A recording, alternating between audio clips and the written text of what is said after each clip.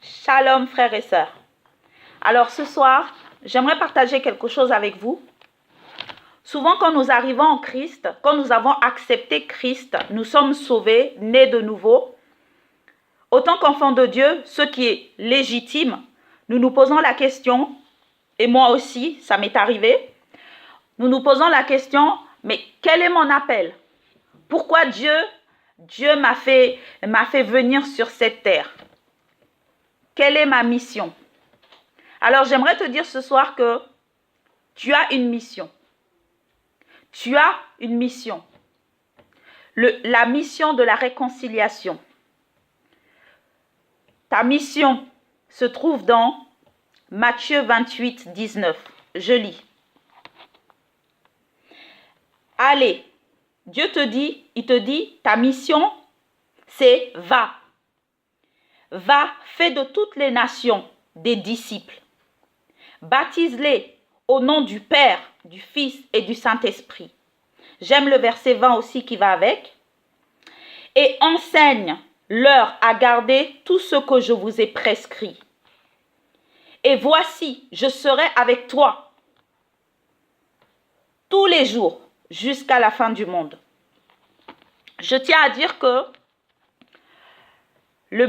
l'appel ministériel n'est pas pour tout le monde, n'est pas pour tout enfant de Dieu.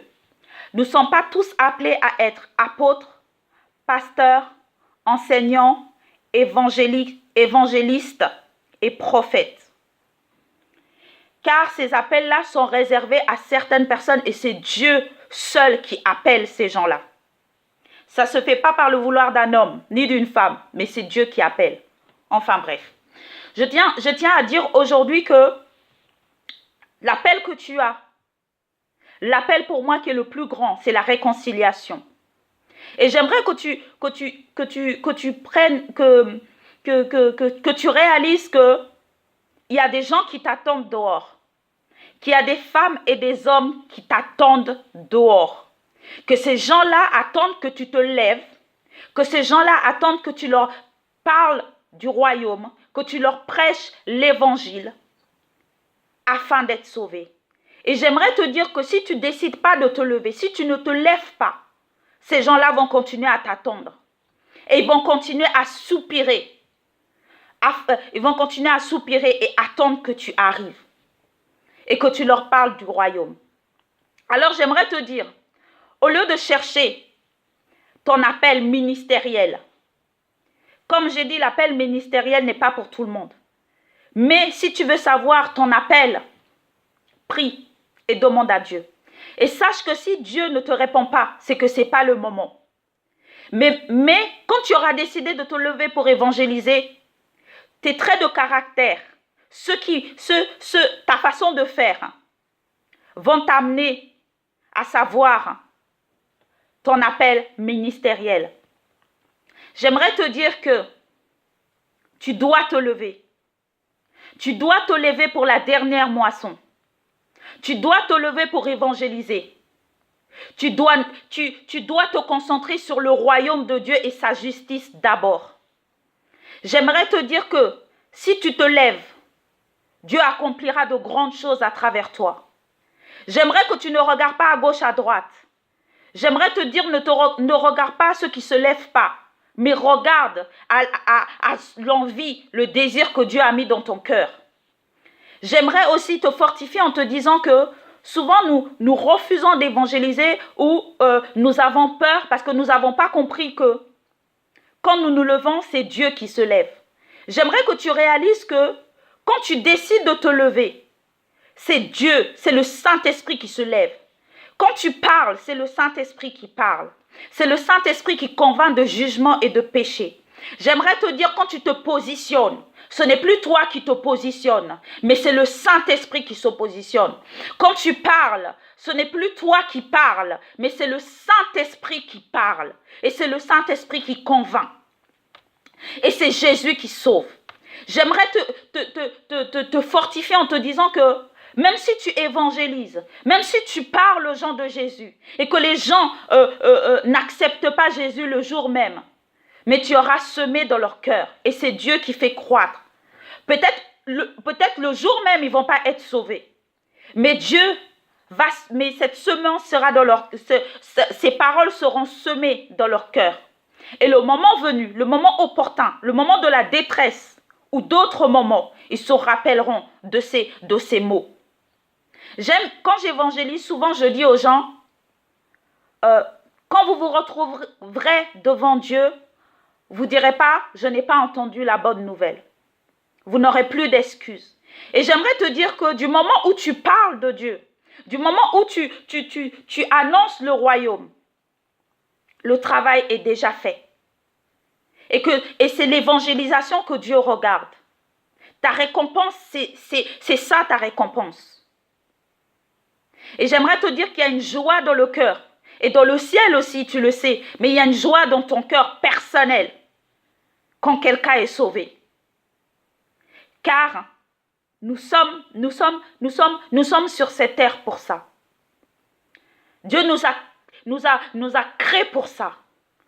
Pour l'évangélisation, pour amener les âmes perdues à Christ. Alors j'aimerais te dire, lève-toi. Lève-toi et va dans les carrefours. Lève-toi et va voir tes voisins, tes voisines, ta famille. Et parle-leur de Jésus. Sois un témoignage vivant de Jésus-Christ. Parle-leur de ton témoignage. Parle-leur de ce que tu as vécu et ce que tu as vu. Je vais te dire quelque chose. Si tu évangélises et que tu as conscience que c'est le Saint-Esprit qui est en train de parler, tu auras des révélations sur les gens. Tu auras des prophéties sur les gens. Si tu as conscience que ce n'est pas toi. Car toi, tu ne peux rien faire, mais Dieu peut tout faire. Et c'est lui qui connaît le cœur des gens. Ces gens-là à qui tu vas parler, tu ne les connais pas, mais Dieu les connaît. Alors je t'encourage à aller dehors. Je t'encourage à chercher le royaume, et le royaume premièrement. C'est vrai, nous cherchons des choses du monde. Nous voulons les choses du monde. Mais nous voulons des choses qui vont faire pour que nous vivons bien sur la terre. Mais le plus important, c'est le royaume. J'aimerais te dire quelque chose. Quand j'avais commencé à évangéliser, il y a beaucoup de choses qui allaient mal dans ma vie. Beaucoup de tracas, beaucoup de douleurs. Mais l'envie d'évangélisation était encore plus forte que ces douleurs. Et quand j'ai commencé à évangéliser, c'est là qu'on voit que Dieu est merveilleux. Il dit, cherchez premièrement le royaume des cieux. Sache que quand tu te lèves pour Dieu, Dieu se lève pour toi. Et c'est lui la solution à tes problèmes. Je vais te dire, quand tu te lèves, quand je me suis levée, Dieu a arrangé les choses qui n'allaient pas dans ma vie.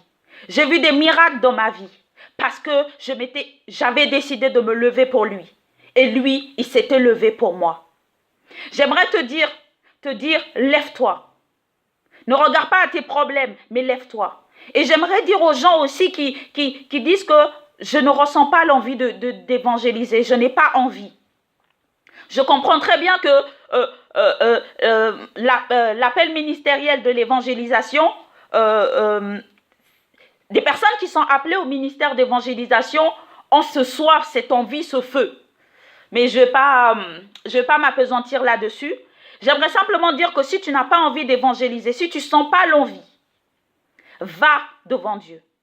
Je vais te dire que si tu évangélises et que tu n'as pas l'amour pour les gens, cela ne sert à rien. Tu dois aimer les gens. Et la façon d'aimer les gens, c'est d'être dans l'intimité avec Dieu. Quand tu es dans l'amour, la consécration à Dieu, tu apprends à connaître ses désirs. Tu apprends à connaître son cœur. Dieu te communique son amour pour les âmes. Dieu te communique ses plans pour le monde. Et c'est dans l'intimité avec Dieu que tu vas trouver cette envie, ce feu d'évangéliser les gens. Car quand tu connais Dieu, tu es proche de Dieu, dans l'intimité, il te communique son cœur. Et là, tu trouves l'amour, tu as de l'amour pour les gens, pour l'amour d'aller voir les gens. Et j'aimerais te dire que ce n'est pas par notre force, mais c'est par l'Esprit de Dieu. Alors demande au Saint-Esprit de te fortifier. Demande à Dieu de te donner le feu de l'évangélisation, l'amour pour les âmes et l'amour pour le royaume. Demande à Dieu de t'équiper. J'aimerais te dire aussi que c'est un ministère, le fait d'évangéliser, c'est merveilleux. Dieu dit dans sa parole, il dit, j'aimerais te dire que tu ne dois pas avoir de crainte parce que Dieu dit, ouvre la bouche et je mettrai des paroles dans ta bouche. Quand tu parles, c'est plus toi qui parles, c'est Dieu qui parle. Et aie conscience de ça. Ça t'aiderait. Ça va t'aider et tu vas pouvoir être plus libre pour faire les choses. J'aimerais dire aussi que nous devons avoir de l'amour pour les âmes. C'est très important. Car quand on a l'amour pour quelqu'un, on veut absolument qu'il soit sauvé. Et j'aimerais dire, la Bible dit, ceux qui auront cru, Dieu dit, ceux qui auront cru en mon nom, ils chasseront des démons. Ils imposeront les mains aux malades et ils seront guéris. Quand tu te lèves, Dieu t'accompagne avec des signes et des prodiges. Peut-être ces choses ne vont pas venir tout de suite, mais sache que dans la persévérance, Dieu guérira à travers tes mains et délivrera à travers toi. Et sache bien que ce n'est pas toi qui délivre, ce n'est pas toi qui guéris, ce n'est pas toi qui sauve, c'est Jésus-Christ. Mais si tu deviens malléable, dans les mains du Maître, il t'utilisera puissamment pour sa seule gloire. Pas pour la tienne, pas pour celui des hommes, mais pour sa seule gloire. Et j'aimerais te dire que j'aimerais t'encourager à te lever pour la dernière moisson. Lève-toi pour la dernière moisson. Car Dieu ne regardera pas les autres choses que tu auras fait sur la terre, mais il regardera tout ce que tu auras fait avec amour. Il regardera les âmes que tu auras ramenées à Christ. Et sache que rien que le fait de parler à quelqu'un de Jésus, que Dieu te récompensera pour cela. Alors maintenant, j'aimerais te dire, lève-toi, vaillant héros. Lève-toi pour le royaume. Lève-toi pour les âmes. Lève-toi pour la mission que Dieu t'a donnée. Lève-toi et va dans les nations, fais des disciples, baptise les gens et que Dieu t'utilise puissamment pour sa gloire. J'aimerais te dire, ne regarde pas à gauche, à droite, ne regarde pas ceux qui ne se lèvent pas, mais regarde à toi. Et sache que même si tu évangélises seul, tu n'es pas seul. Les myriades d'anges sont avec toi. Le royaume est avec toi. Quand tu te lèves, le ciel se lève avec toi et tu n'es plus seul. Il y a tout le royaume céleste avec toi. Alors prends courage et lève-toi. Lève-toi pour Dieu. Lève-toi pour toi-même. Lève-toi pour les âmes. J'aimerais prier pour ceux qui ont envie de se lever au nom de Jésus. Père, je prie au nom de Yeshua que Seigneur, tu fortifies mes frères et sœurs qui ont envie de se lever. Que Père, tu leur donnes la force et le courage de se lever. Que Père éternel qui prend conscience que quand ils évangélisent, ce n'est pas eux qui évangélisent, mais c'est